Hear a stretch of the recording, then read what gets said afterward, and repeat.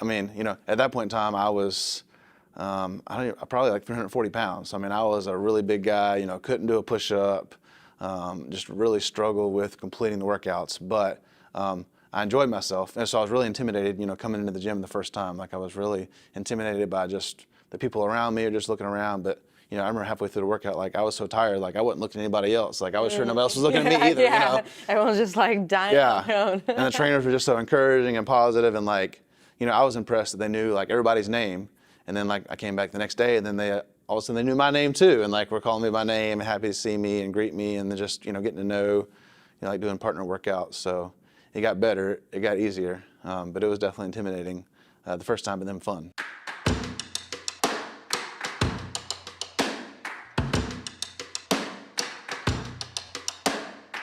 Welcome to Beyond the Scale, the show where everyday heroes share their stories on how they turn their lives around for the healthier. I'm Coach Brittany, and today I have a very special guest, Aaron Firebaugh. Welcome. I'm so excited for you. You're one of the top 10 finalists for our New Year, New You Challenge. Thank you. Glad to be here. Yeah, congratulations. Yeah, it feels like a dream. I'm waiting to wake up, but I hope I don't. There you go, nice.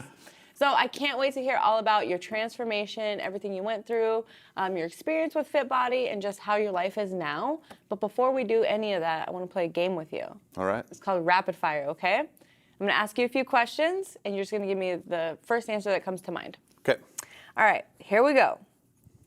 If animals could talk, which would be the rudest? Ooh, monkeys. Okay, well, that was a good one. If you could have an unlimited storage space full of one thing, what would it be? Gold. Okay. What was the most beautiful place you've ever been to? Balboa Park was pretty good yesterday, but maybe like Jamaica was nice too. Ooh, I've always wanted to go to Jamaica. If you could have any superpower, what would it be? Breathing underwater. You've thought about that before. Yeah. Nice. I have, yeah. I like it. If you could teleport anywhere in the world right now, where would you go? Anywhere with my wife. Oh, okay. If you had to wear one Halloween costume every day for the rest of your life, what would it be? A airplane pilot. Okay. And what's the best piece of advice you've ever received? Life is 10% of what happens to you and 90% how you react to it. Boom. And lastly, describe your life using one word. Crazy. Okay. Well, that concludes Rapid Fire. Thank you for playing. So now I want to hear all about you. Again, top 10 finalists, thousands of challengers. You not only won first place at your Clayton FitBody Bootcamp location in North Carolina, but you finished top 10 out of the franchise-wide challenge. Yeah. How do you feel? Amazing. I feel amazing. I feel like I have a new outlook on life, a new, new goals, and new, I guess, new confidence, and new ability, and new ability to kind of inspire and mentor others, and just like, but also kind of still feel like it's not quite a reality. Like I still feel like it hasn't set in, and also like still want to see pictures of myself. Like I feel like, is that me? Like I don't really recognize myself in like a big group shot. Like I still have the image of where I was, and so it's kind of, because it all happened really quickly. Yeah. In 8 weeks or 10, 11 weeks now. So it's just kind of still kind of sinking in what I've accomplished and what's changed, and just kind of the new me. The new you, the better version of you, right? Right. So what were your results from the challenge? Well, I lost 61 pounds, which was Congratulations. a little over 18%. Dang. And so we didn't do like inch measurements and things like that, but that was kind of the main.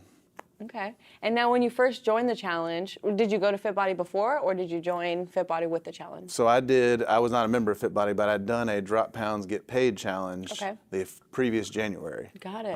And loved it, lost I think 29 pounds in those 6 weeks and got my money back, which is my goal, and loved the workouts, loved my coach and stuff, but just kind of decided that I was going to keep working out at home and do those things. So didn't continue my membership and kind of slowly slid back into my own old ways. So. Okay. And now that the challenge is over, are you still going to FitBody? Yes, absolutely. Nice. 6 days a week. Nice.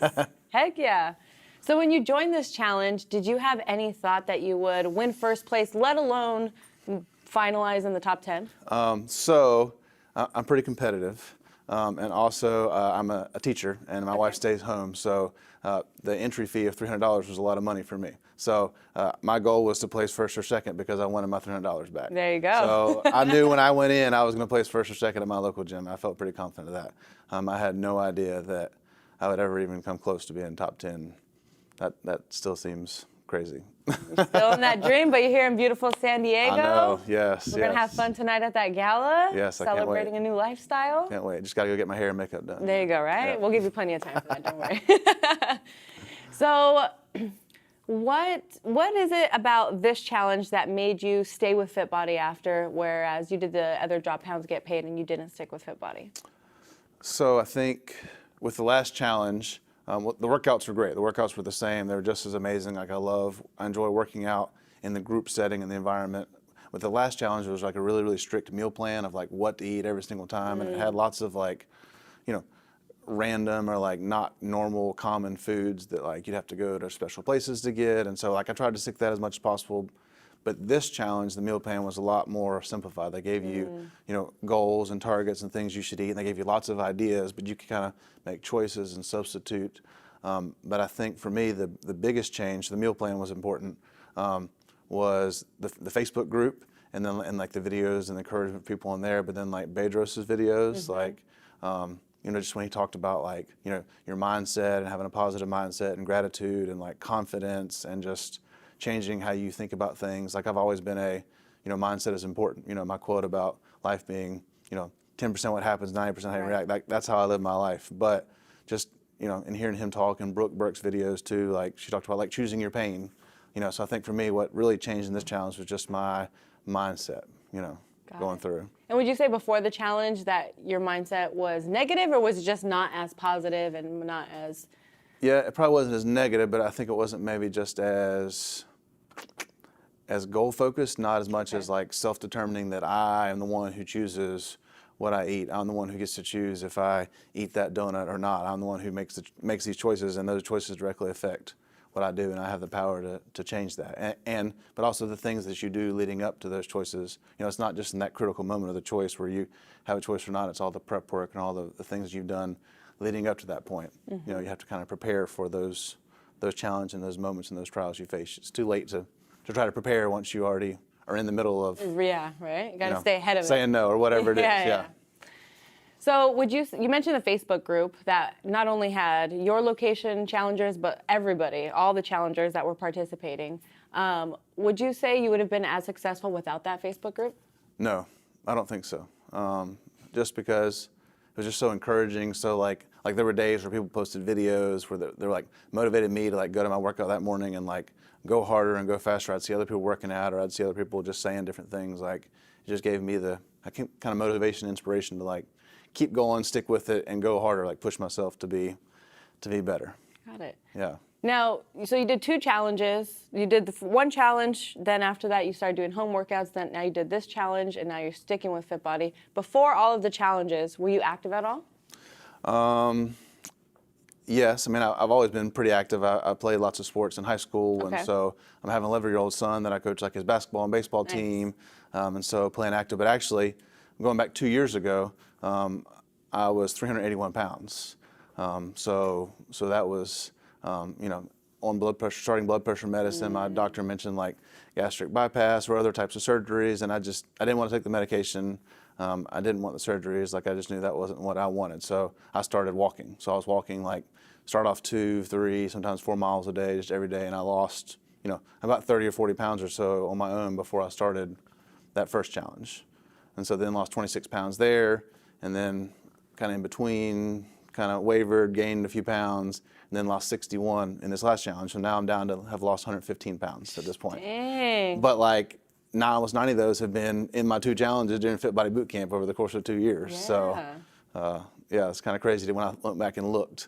Like I have, like MyFitnessPal where you track your weight loss and you can track and it has the graph, and it's kind of like losing and then leveled off, and then FitBody Boot Camp, and then leveled off and gained, and then FitBody Boot Camp again, and it's like, wow, that was Yeah, those apps are really dramatic. cool, right? Because they help you become more aware of what's actually going on, because it's easy to forget. Would you have remembered that?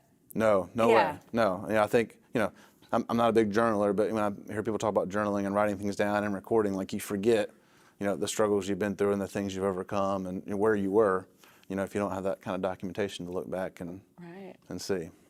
So what would you say the biggest challenge was for you to overcome during the 8 weeks? So, I mean, I guess it was around between like week 4 and 5, like my weight loss really plateaued. Like my coach, had an accountability coach that was texting me and like asking like, how's it going? And we had a lot of great conversations, but I remember like being like, I'm not losing any more weight. Like this is a weight loss challenge. I want to win the weight loss challenge and I'm not losing any more weight. So at that point I kind of felt like, I felt like I was at kind of like an edge where I could just like give up and say, okay, well, I'm not going to win. Like I wouldn't give up the gym, but I would give up like challenging myself and pushing myself. Like I can't win, I'm stuck. Because what was also frustrating was like, even though I was working out and I felt great, like I could tell I was progressing in my workouts. I could tell I was getting smaller, like my belt was tightening, like lots of things that were good for me, but I wasn't losing the weight, which was kind of what I was focused on because I was in a weight loss challenge. So like, it was that point I kind of had a chance to make a decision, like to kind of slack off and just keep going and resign myself to not winning, or to like challenge, push myself and like kick butt and finish strong and try to win. What was the ultimate thing that pushed you to go the direction of keep pushing forward rather than just kind of giving up? I think just I'm a competitive person and I like to win and I don't like to lose. So the other guy that was really close with me, like I kind of, I'm friends with him on Facebook and saw him around the gym and he would post lots of videos and stuff. So I think kind of seeing that he was still sticking with it and still progressing, like motivated me. He was kind of like my person I was looking at to say, okay, here he's doing, I need to step up and do more and challenge and push myself. So it was kind of my competitive nature that got the better of me, I think. It took over, unleashed the beast. Unleash the beast. So aside from the physical changes that you've seen, like your belt tightening, obviously you see the weight falling off, you're gaining muscle and all of that, what other changes have you seen within, whether it be inside, your energy, things that you can do differently? Right. I feel like one of the coolest changes for me, I think, is just as people see me losing like a significant amount of weight, like they ask me for advice, they ask me about things, or I've been able to, like my son, is now like doing some workouts for baseball that I made for him. We're doing them at home together, like the baseball team. I've kind of challenged them to do stuff. Or like people at work now, like on Thursdays, like I started like bringing my lunch and taking walks instead of like going out to eat every Thursday. We have like a big group meeting. So now some people have joined me doing that. So I think like just having that confidence in myself, but also like just other people coming to me and asking for tips or advice or like, how did you do it? And then me will be able to say like, it's not just going to the gym. Like going to the gym doesn't help you lose weight. Like there's other things that you have to do. You have to commit yourself and have that mindset and the nutrition and just all the other things. So that's been neat. So what originally led you to Fit Body? Like why did you choose Fit Body? So one of the owners is a guy named Scott, and he'd owned a martial arts gym in our community, and I'd actually just gone to a kid's birthday party. My kids went to their birthday party, but Scott was just like amazing with the kids, like chasing the kids around and playing with them. Like he cut the cake with a sword and just like, That's cool. I just felt like when I met Scott, there was like something different about him. Okay. And then I was an assistant principal at elementary school, and we had just a really tough, a group of boys that just had a lot of experienced trauma in their lives and had a lot of behavior and respect issues. Somebody said, my kid's mixed martial arts teacher would be a great mentor for these kids. And she was talking about Scott. And I knew that when she said, I was like, I bet she's talking about Scott. So Scott ended up coming in like once a week to mentor these boys and meet with them and talk with them and, kind of do that mixed martial arts cool guy stuff. Yeah. And, they respected him because he was a former, like MMA fighter and stuff. So just like his taking the time to do that. So I guess I just saw it on Facebook. And I probably would have kept scrolling, but then I knew he was associated with the gym. So kind of like that, the two things together, kind of like, well, I trust him. I feel like he's, I know he's a great guy. He wrote a couple books that I kind of read on Kindle, and so I just had a lot of respect for him, I think. So seeing that ad on Facebook and having a relationship with him is kind of what led me to sign up the first time. Okay, nice. And now, what was your first experience like with Fit Body? So that first workout, what was it like? It was tough. It was tough. At that point in time, I was, probably like 340 pounds. I was a really big guy, couldn't do a push-up, just really struggled with completing the workouts. But I enjoyed myself. And so I was really intimidated, coming into the gym the first time. Like I was really intimidated by just the people around me or just looking around. But, I remember halfway through the workout, like I was so tired, like I wasn't looking at anybody else. Like I was sure nobody else was looking at me either, Everyone was just like dying on their own. And the trainers were just so encouraging and positive and like, I was impressed that they knew like everybody's name.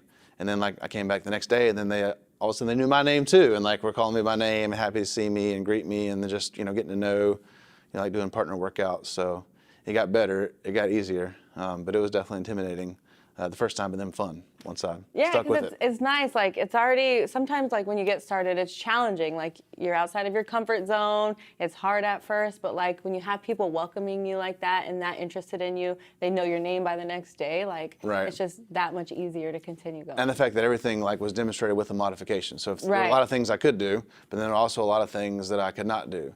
Like anything dealing with furniture sliders, like I was out. Like furniture sliders and me. But now, now I can. Now, like last week, I was sharing with the gym, like I actually did this now. Like I was doing, windshield wipers or whatever, and didn't fall on my face. Like that was great, But the first time, but they, showed modifications where if you can't do this, do it this way or do this, and I feel like I still like got an awesome workout without, having to do everything the way, everybody else was doing it. So. Yeah, that's definitely catered to any fitness level, wherever you're at, you can start and then build up to wherever your goal is. Yeah, yeah. So what do you think makes you different? I think my mindset makes me different. Because that competitiveness, but also just my positive, outlook. I think that, every situation, everything that happens, you have a choice of the way you look at it. The lenses through which you look at things. If you're looking at short term versus looking at, long term in the future, and you look at things as opportunities to grow and build yourself and get stronger, or you look at things that are, tearing you down and defeating you. Mm-hmm. And I think that's all up to you. Like that's all mentally, how you choose to take on challenges and tasks. So. Have you always looked at life that way? I'm not sure. I don't know. I was trying to think back kind of where that created. But, part of my story is almost 6 years ago now, our 3-year-old daughter, Cameron, passed away in her sleep, just, out of nowhere. So just, going through that, with my wife and son at the time, like, as you go through that trial and come out the other side and like, I'm still here. So that, that time is kind of what led to a lot of my, weight gain, turning to food and eating and just like getting, like I was always kind of big, but after that, like I got like, enormously big, like, way unhealthy big. So I think, looking back on that, and everybody says like, I don't know how you did it. Like I could not have done that. I don't know how you did it. Most times I say like, I'm not sure either. But I know like my faith in God carried me through, and my family and friends. And I think just your outlook on life and how you choose to see things and perceive things is important. So I think, through that trial and through that struggle, I think I've gained a lot of a unique perspective, that maybe a lot of other people don't have and don't carry. So I'm thankful for that. I'm blessed in that, even though, I wouldn't wish those circumstances on anyone. So. No, absolutely not. But I'm glad you were able to find positivity out of it and help you and push forward with it. Yeah. So how did you, after you blew up after all of that, how did you even start the process of like getting out of that mindset of that habit of life? Yeah. So I had a friend who was very similar in weight to me, and he had started several months before I did. His name's Jonathan, and he'd already lost like 30 or 40 pounds, and he was just like walking. So, kind of that first walk we took together, like just, encouraged me that I can do it. And then, so we became friends like on the MyFitnessPal app, where you can see each other's diary and what you eat every day. And then on the walking apps, you can see like exactly when they're walking and how they're walking. So, kind of the two of us were doing it together. He had already started, so he kind of encouraged and inspired me.